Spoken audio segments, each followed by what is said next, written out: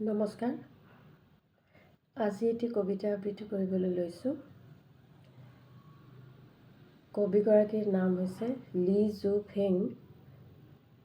কবিতাটি when I am dead, ইংৰাজী কবিতা, কিন্তু কবিতাটো অনুবাদ কৰিছে দেৱিকা বৰপূজাৰী।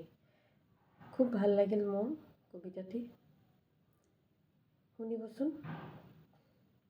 কবিতাৰ শিৰোনাম মোৰ যেতিয়া মৃত্যু হ'ব।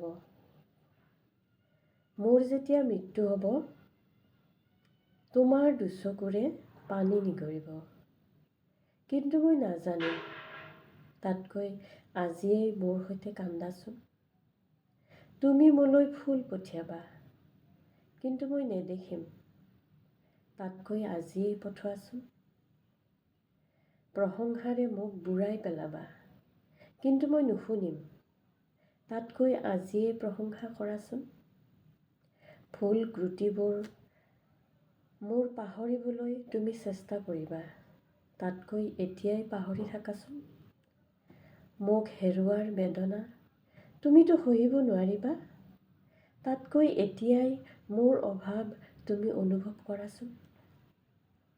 তুমি হয়তো এতিয়া ভাবিবা, আৰু অলপ সময় মোক যদি দিব পাৰিলাহেঁতেন, তাতকৈ এতিয়াই মোৰ লগত অলপ সময় কটোৱাচোন।